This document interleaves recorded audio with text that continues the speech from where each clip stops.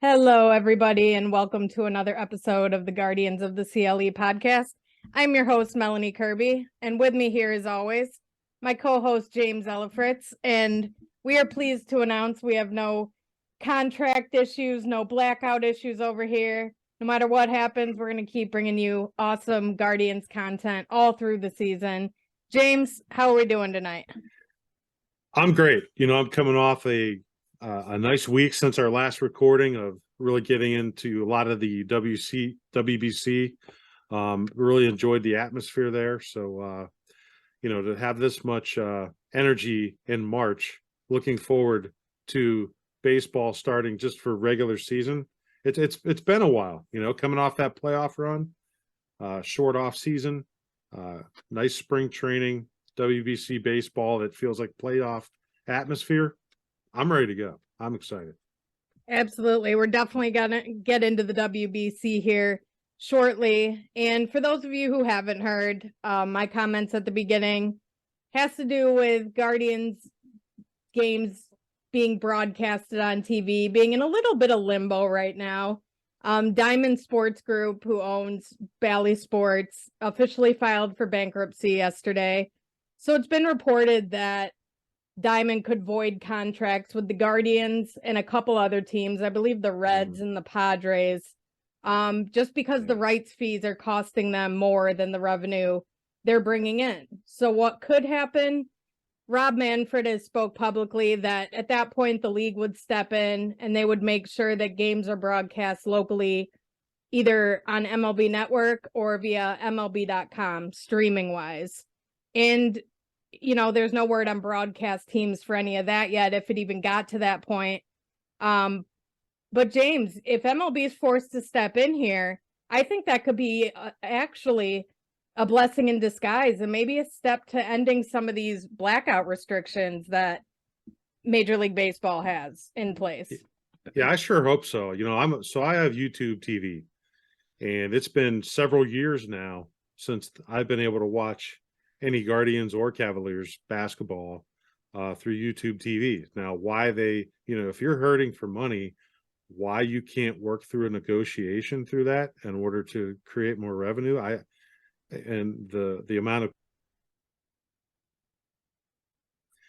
I'm kind of blown away on that. But also, they recently dropped MLB Network on YouTube TV. So I've had to find over the last few seasons. And then now for MLB Network, I've had to find alternative routes to be able to get my baseball coverage. And I'm thankful that the WBC's been on FS1. Yeah. But yeah, I'm really hoping that this is something that changes for the better for us. I mean, I think we're really thankful for the amount of games that are on TV, even though we do enjoy our radio broadcast too, with Tom Hamilton. And Jim Rosenhaus, but I would think that this is hopefully going to lead to bigger and better for us smaller market teams. Yeah, it's definitely frustrating for the game of baseball.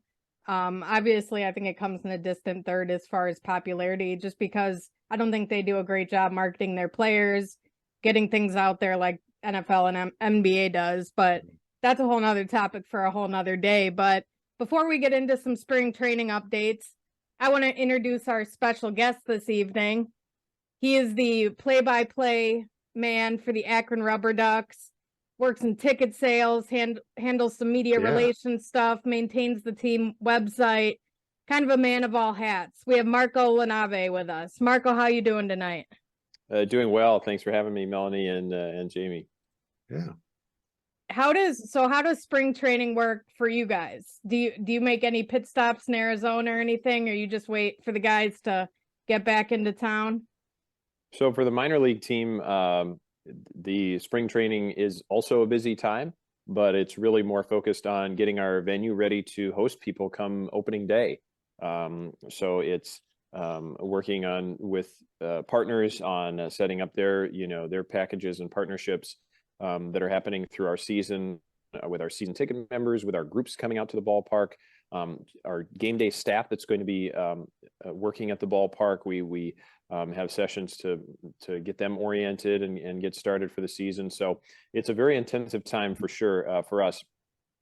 I was fortunate enough to get to Goodyear, Arizona for the first time ever, actually.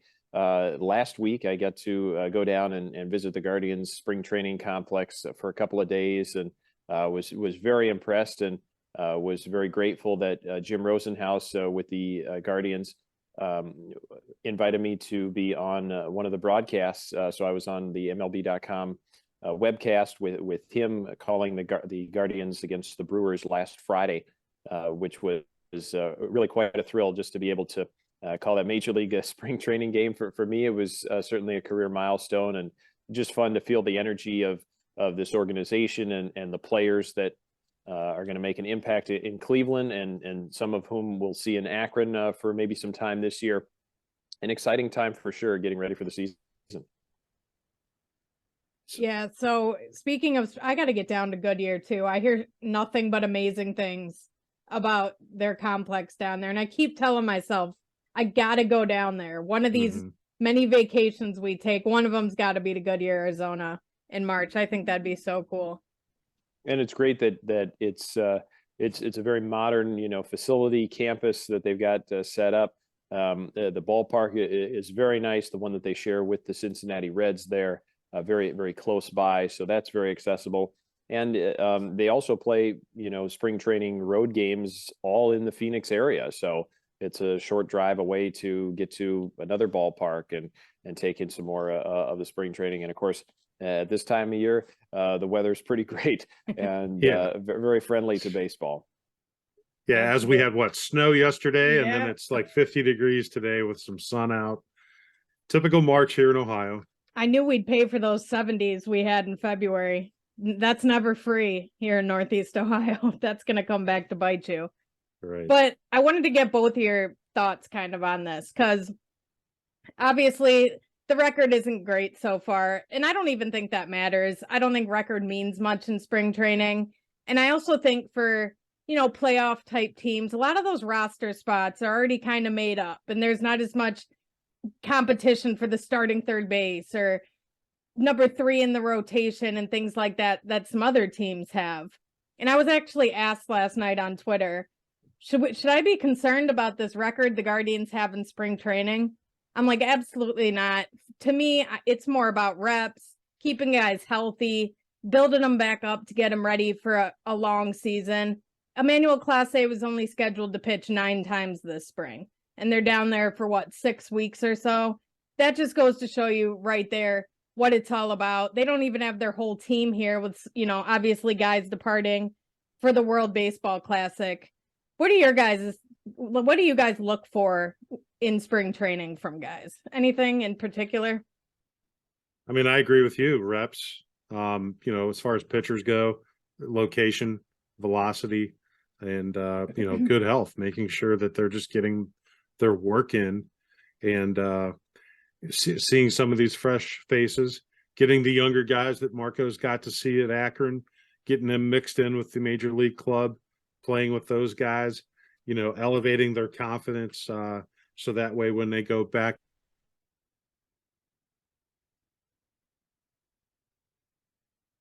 Columbus, that they have that confidence to start the season with.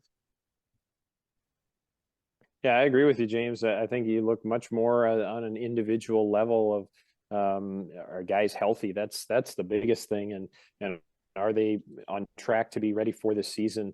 Some of that can be indicated, like you said, just how the pitches are coming out, and maybe how the endurance is holding up for those guys. But it's very hard to read much into statistics or results of games, because guys are at different points for a spring training game. It means something different for a player who's already got his spot solidified. Think of like a Jose Ramirez, right? His results are what, he's looking for in those games is going to be different from, someone who just got a chance to make his big league debut last fall at the end of the season, like a Will Brennan, for example. And certainly for the pitchers, they may be working on something and just trying some things out, getting adjusted to the new rules. So yeah, I would not be concerned about the record. I would be more so interested in, are they healthy, and are they approaching, season readiness? You actually led me right into my next point. A couple of guys well from the championship team a couple of years ago. We have Stephen Kwan and Will Brennan. Obviously came up last year. Stephen Kwan, third in the Rookie of the Year race, kind of surprised everybody. And then Will Brennan came up and just continued to tattoo the baseball. And he's done the same thing in spring training. Stephen Kwan has a 381 average and an 887 OPS. Again, he's only played in 8 spring training games. And Will Brennan just continues to be on fire. Hit his first home run of the spring Monday in a loss to the Dodgers. That was awesome to see. Plesac and James Karinchak struggled a little bit on the pitching side, but Marco, talk about Stephen Kwan and Will Brennan. I actually had a chance, James as well. We met them at Guards Fest in January. Just honestly, this team is made up of not just awesome players, but some of the best people I've ever met. It's like they don't even know they're famous yet.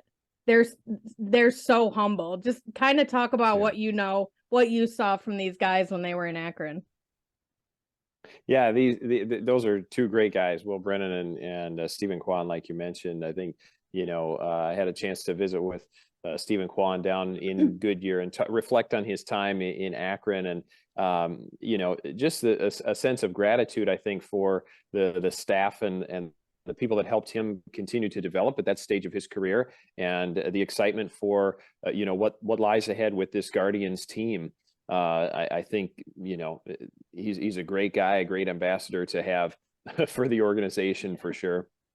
Will Brennan, the same way. I think again, getting to see him, in Akron for a couple of years, then seeing him last week in Goodyear, Arizona, still the same guy, and the baseball development has helped him for sure. The talent's been allowed to blossom, I would say, looking at the results last year for him as well. And just fun guys that enjoy the game. They enjoy being around their teammates and contributing to a winning environment. And it's a team first mentality, certainly focused on how they can improve to be better, but how can they be better to help the team ultimately? Marco, we talked about players, but what about a player that you're still getting familiar with Josh Bell? Knocked in his 4th run of the spring yesterday in an 8-6 loss. What's your take on his addition to our lineup and what it's going to mean for, especially even Jose Ramirez in front of him? Yeah, I think that was a great offseason win for the Guardians to pick him up. And I don't know him personally, but I think his track record is going to speak for itself. It's going to help the Guardians. There's been talk about how the new rules might benefit a guy like him who drew so many shifts, and Jose Ramirez, for his part, also drew many shifts which are not going to be allowed now at the major league level. So it could have an impact on giving those guys some more base hits and that sort of thing. But having an established player like Josh Bell and a switch hitter at that, what you can do with the lineup with him in there, and like we talked about, protecting Jose Ramirez, I think is a great thing for the Guardians, and to have somebody at that first base position too, who's his primary position has been there and has been for his whole career. And adding, I think, some veterans and the right type of veterans to that clubhouse and that leadership. I mean, Josh Bell just went to the postseason with the Padres last year, and got around further than the Guardians, and it still has that hunger and drive to win. And listening to him and some of his media interviews, it seems like it will be a very good fit in Cleveland. And I know the Guardians are very good about vetting those guys and what their impact's going to be inside the clubhouse and on the field. And then just a couple notes before, James, I'll let you open up the questions for Marco. Jose Ramirez, Mike Zunino, both homered for the first official time on Saturday. Jose did have one in the exhibition game versus Team Mexico, so good to see him start hitting some balls out. And we're getting close to the start of the regular season when the minor league assignments start coming, and that's the point of the spring we've reached, so we know opening day is right around the corner.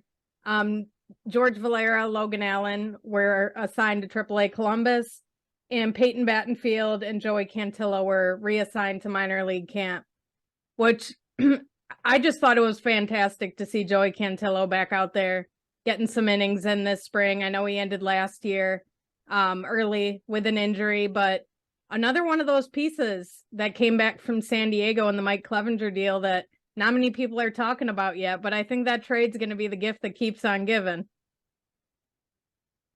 Yeah, Melanie, I would agree with you. Getting a chance to see Cantillo and so many of those guys from that Padres trade pan out for the Guardians, really impressive. And Cantillo definitely showed the talent. I mean, looking at how he performed for Akron last year, he went the whole month of May not allowing a run. Was pitcher of the month in the Eastern League, and deservedly so. So the potential is there. Second half of the season, again, very careful with him and keeping him healthy, because he did miss so much time the year before as well. So for him, it's going to be finding that healthy routine that keeps him on the mound. And I think the more innings and the more starts you see him make this year, I think that's the more positive it's going to be. That's going to be the metric. So.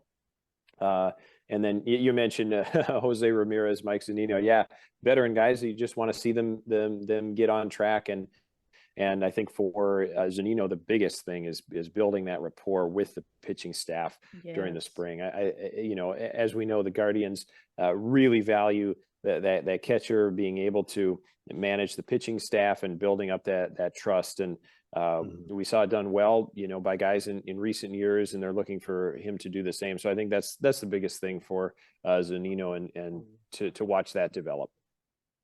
Yeah, it's basically your quarterback, wide receiver, when you have new additions like that, having to get your timing down and, just getting to know each other, not just on the field, but off the field as well. And he missed half a season, majority of last season, actually. Thoracic outlets, serious. So just seeing him being able to start spring training was a win in my book. I wasn't sure, if he'd be ready to get out there right away. So it's going to be baby steps with Mike Zunino, I think. People need to people were already freaking out day one when he struck out, a ball got by him. Let's calm down. He missed all of last season, essentially. I'm not gonna pass any judgment just yet. Yeah, remember when Jake Taylor, how rough he had it in Major League right there in spring training. So yeah, he turned out pretty well that season, right? Yeah. So Marco, we want to get to know you a little bit, know your background. Saw you're a 2011 graduate from University of Minnesota, 3.815 GPA, also a great ERA too, if you're a starting pitcher.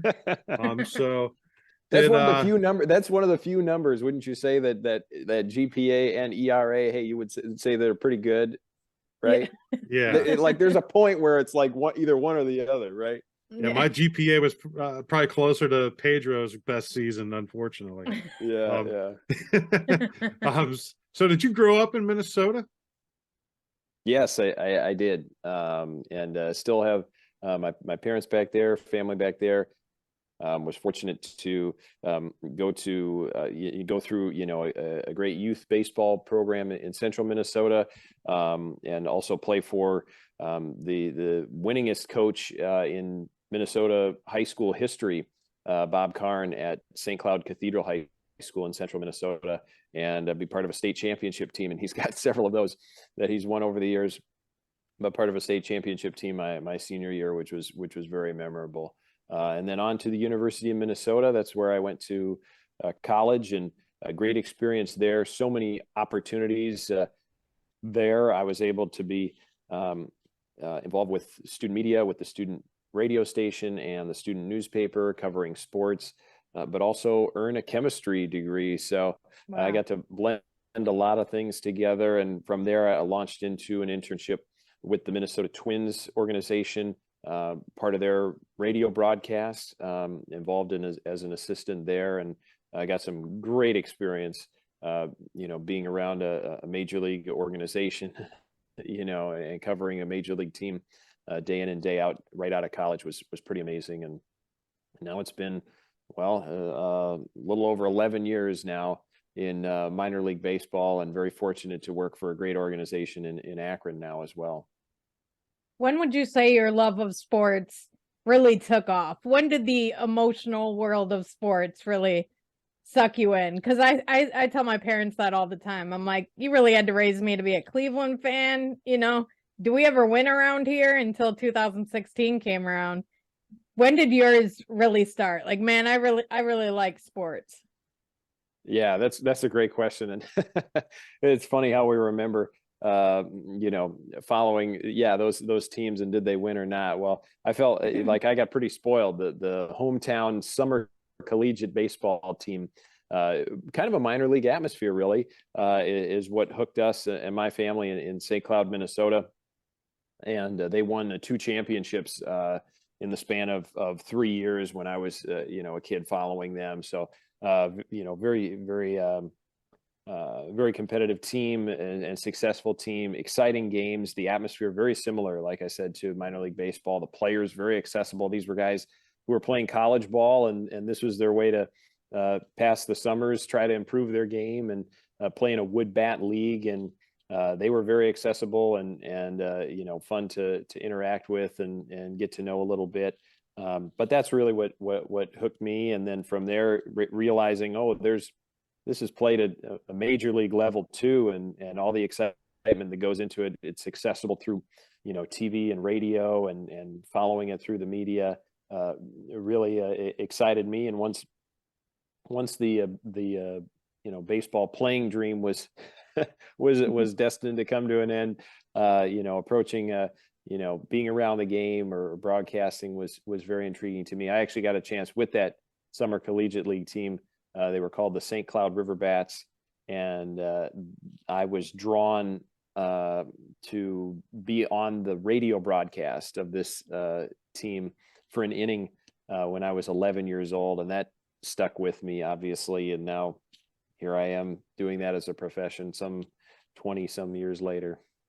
Well, you said 11 years old. Let's take that back even a little further. Little Marco gets introduced to his first glove, and he's out in the yard playing catch. And then you're starting to look at playing organized ball. How far away did you live from Minneapolis to go to Twins game? Was that obviously your favorite team? And who was your favorite player? Kind of talk about the first desire to really get attached to the team.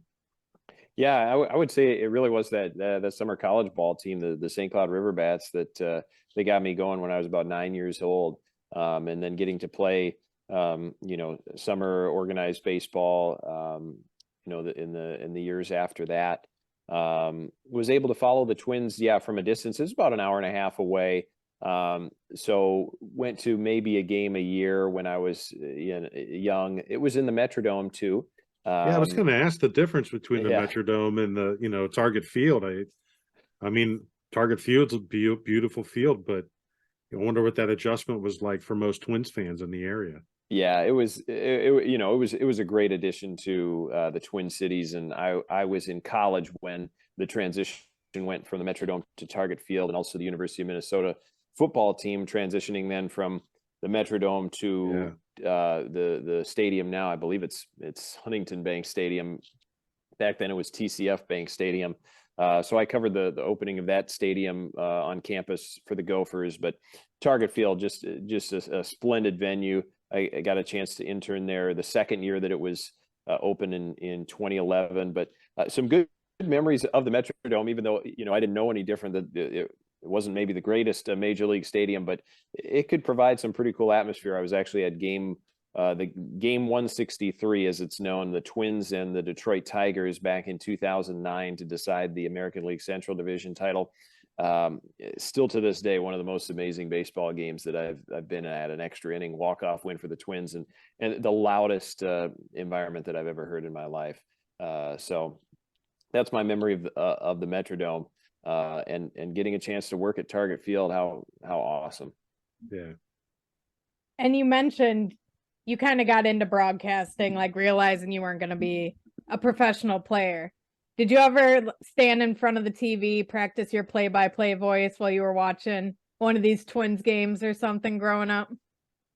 A little bit. I mean, narrating our games in the backyard, that was quite a bit of that. And as I got older, I guess, and thought about broadcasting, there was a point, I think maybe in high school, where it was, well, let me try and mute the TV and see how I would do calling the game, and getting some repetitions that way. That was, that was a good starting point. But the Twins announcers, were fun to watch, and there was a good amount of national games that you could watch, too, on ESPN. And back then it was the Cubs were on WGN and the Braves on TBS, so you can get a good sampling of some broadcasts across the country. So talk about your rise through the industry. Ultimately, what's your end goal? Is it stay 100% within baseball, or would you like to, advance up major league level, obviously, but maybe even branch out from there, like what an Ernie Johnson does, where he's an NBA guy most of the time, a studio host, but then playoff baseball comes and he falls back in love with what he loved to do at the University of Georgia.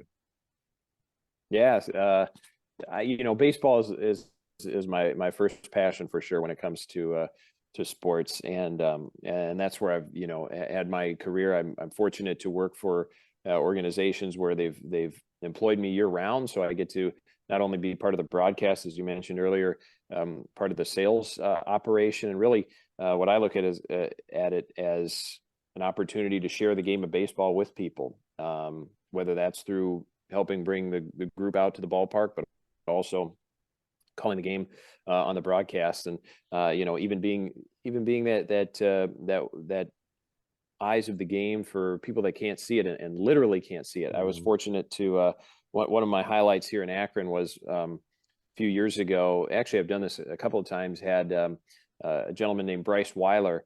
You can actually maybe search him. He's called some basketball games. He's actually blind and is able to tune in.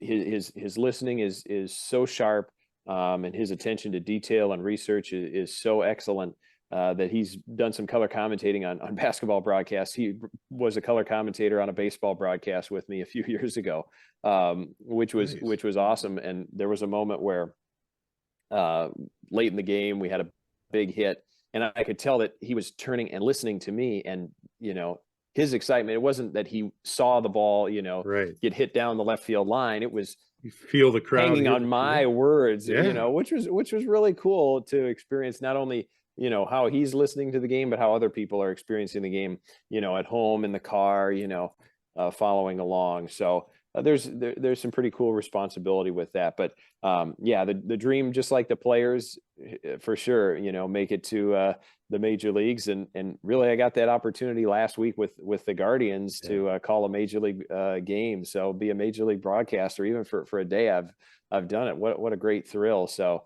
I've been very blessed with the opportunities that I've had, and continuing to see where they lead, and enjoy what I can, because it's maybe something that working every day we might not appreciate, but it's such a special opportunity that myself and my peers in the industry get to do every day, and be at a ballpark every night. And people, like, to me, minor league baseball is so underrated. It's like, prospects is my thing. I love studying up and researching, watching videos of the next guys coming up, because especially an organization like the Guardians, we know how much they rely on their prospects and their internal talent. You know, Akron won the Northeast Championship in 2021, and you can look at that championship photo with the banner after the game and look at Will Brennan, Stephen Kwan, Connor Pilkington, Bo Naylor, who just homered in the WBC today.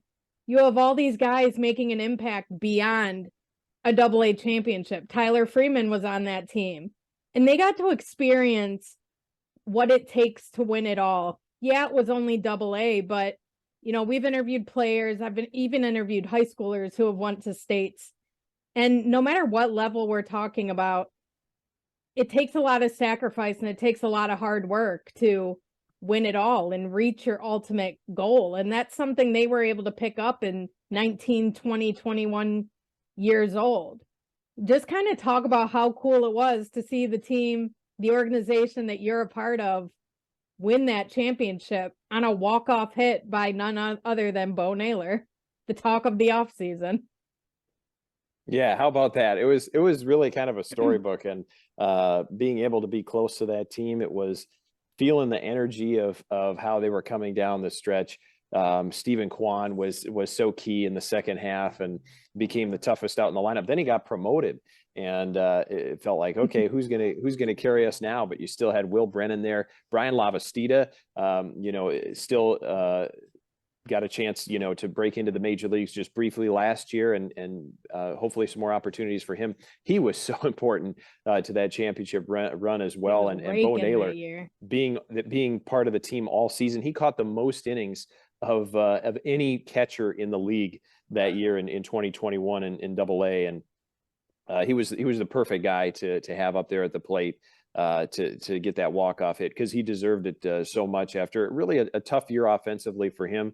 But what a way to end it. And like you said, the environment that these guys they're striving for their dream for the major leagues, but also how it can be so community focused, and teams, our organization is able to have that close, intimate experience for our fans, and bring in community partners and celebrate what makes our town unique. I mean, we're called the Rubberducks, the rubber capital of the world, and celebrate that with all sorts of cool promotions and partnerships. So you're right. Minor League Baseball has an awesome, platform, and the ballparks also can be community gathering places. We host special events. We hosted the Ohio. We'll do it again this year, hosting the Ohio High School state baseball championships. I got to play in a state championship in Minnesota, but to be able to host that and be a venue for that excitement and that energy is really cool.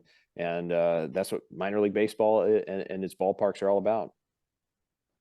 Do you have a favorite road stadium in the minor leagues that everybody should go check out? Oh gosh. I've been to several that are really cool. One that's not far from us in Ohio is actually a newer one in the first league. I was in the Midwest League, Fort Wayne, Indiana. The Fort Wayne Tin Caps. That stadium, I think, maybe is now like 15 years old or so. But a nice new venue. A great place to watch a game. The ones in this league that are exciting. The Portland Sea Dogs have kind of a mini Fenway happening with the Green Monster out in left field. That's a unique environment. And Reading, Pennsylvania, I think really embraces the minor league atmosphere of certainly having a baseball game, but really it's like a street carnival off the field. I love the environment there is really cool. So those would be some of the highlights, I would say. So you're talking to a fan, never been to an Akron Rubberducks game before. What would you tell them about the in-game experience at Canal Park? Oh, I would say, this is a place where you're going to feel, relaxed. You're going to laugh. just have a fun time and, see some exciting, great baseball. And, no matter what the score is, there's going to be exciting promotions and entertaining activities happening at the ballpark. There's things for the family to do, across the stadium as well. Kids activities. How awesome is it? Every Sunday you could come down to the field and play catch on the field on, a professional baseball stadium field. That's pretty cool. And then after the game, kids can run the bases. And I know for me as a kid, what an awesome experience to be on that big diamond and run around like I'm a professional player. So there's so many opportunities, a great food selection. I didn't even mention that. But just a great environment and really not a bad seat in the house. Have you got the opportunity to potentially have your own bobblehead yet at the stadium? Oh, of myself? Or is it in the works? Yeah, of you. No, I think I've still got a ways to go for that. Actually, my broadcast partner, Jim Clark, who's really a broadcasting legend in Akron, he's been with the organization since the start, back when they were in Canton, at Thurman Munson Stadium. They were the Canton Akron Club. He started with that team. His first year broadcasting was the second year of the organization in Ohio. This will be his 30th season calling games. So he's seen it all. He's seen this ballpark open and so many great players come up. I mean, all those players who had impact on the Cleveland organization through the 90s and 2000s and the World Series runs. And so he does have a bobblehead that was made of him years ago. I think probably within the last 10 years, they did a bobblehead of Jim Clark, and quite appropriately so. I actually just took a look at the promotional schedule for 2023 earlier today, and I love how everything's personalized. Like you say, the Rubberducks, Akron, all that, everything fits. And you have like nightly themes even. I think T-shirt Tuesday, White Claw Wednesday. It reminds me of being in college. Like, it just drew me in. Like, I want to be a part of that. That sounds cool. I know, like I mentioned, you wear a few different hats for that organization. Did you have anything to do in the planning stages of the promotional schedule, release of it, anything like that? So it really is a team effort.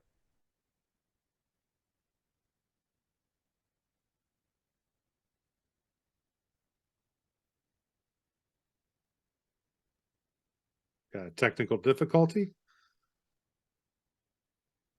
It froze. Yep, screen froze.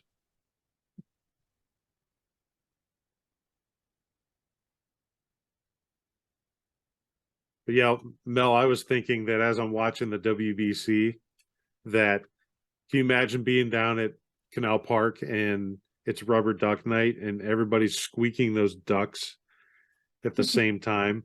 That's all I kept thinking about is all the festivities that go on at the WBC with, like, I sent you that picture of the guy with the bike horn.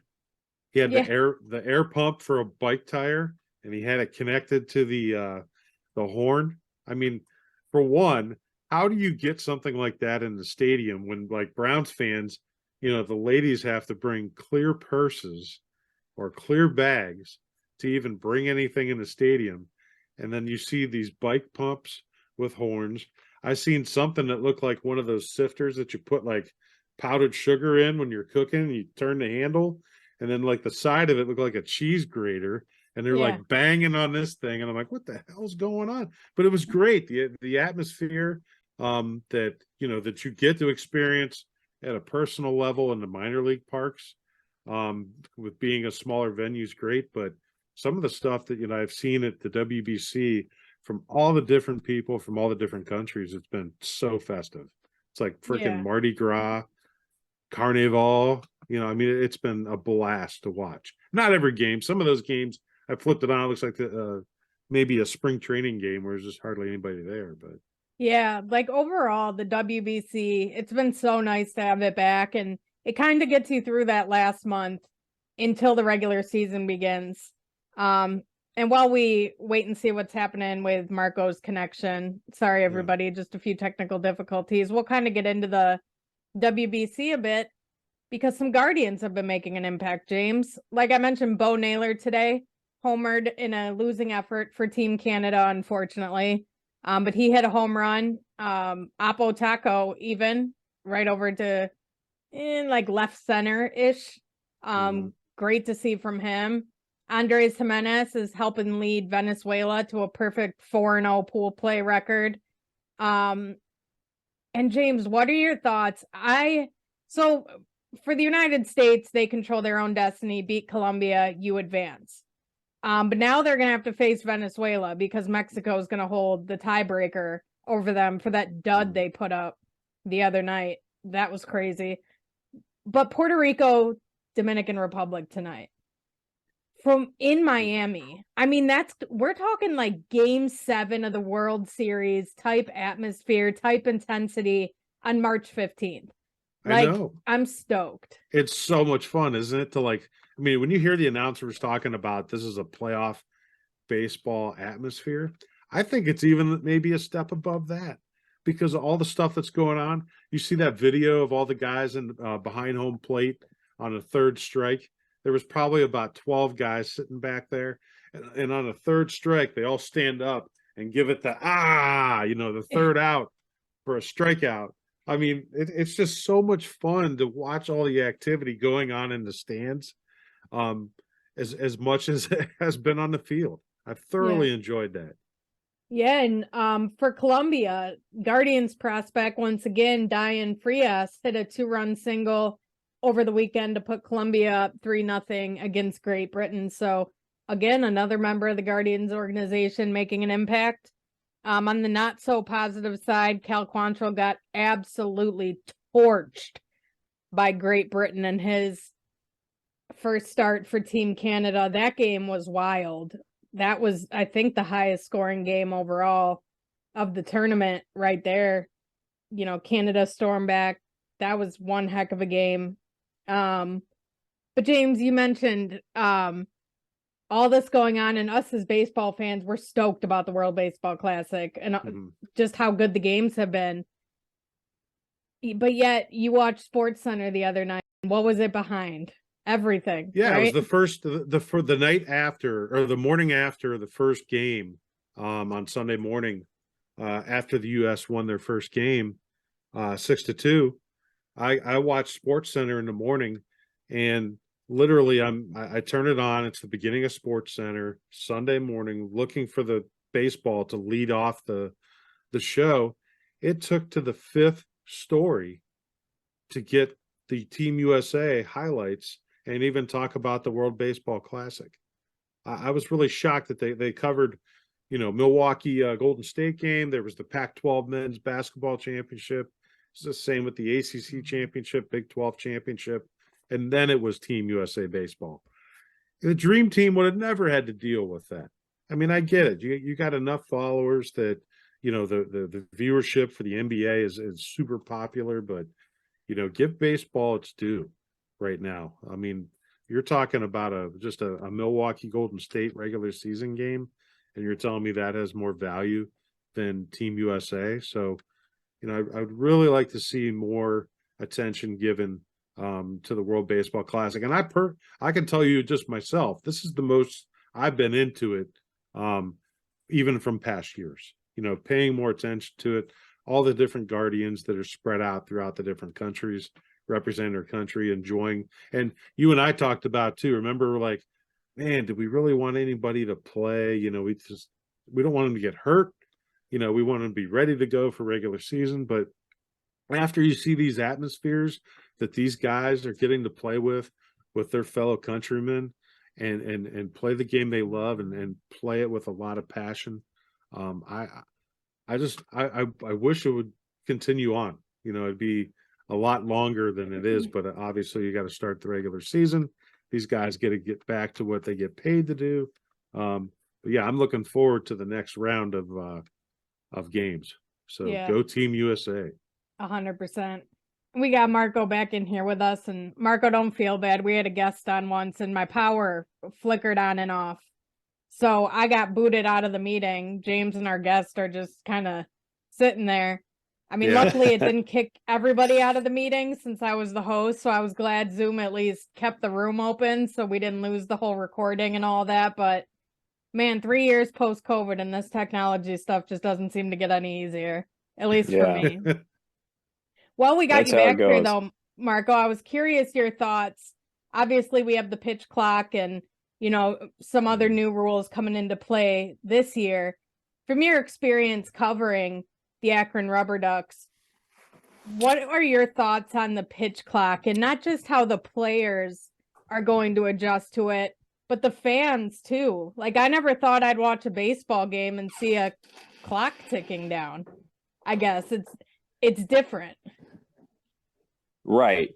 And that was my fear, I think, when I got introduced to it in the minor leagues a few years ago, is, oh, this is going to put a clock in baseball. And that's the charm of baseball, that there is no clock.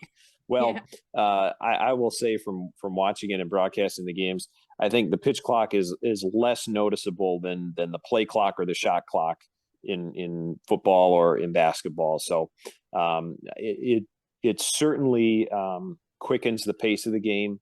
I can feel that as a broadcaster, and notice that especially last year when they shortened the amount of time between pitches and really stuck to enforcing the pitch clock, and essentially it's on the batter too to be ready by a certain point. So the enforcement was stepped up in a big way last year, and that had an impact on the time of game, but also just the feel of the pace of the game. And there are some ways to take advantage of it, both as a pitcher and as a hitter.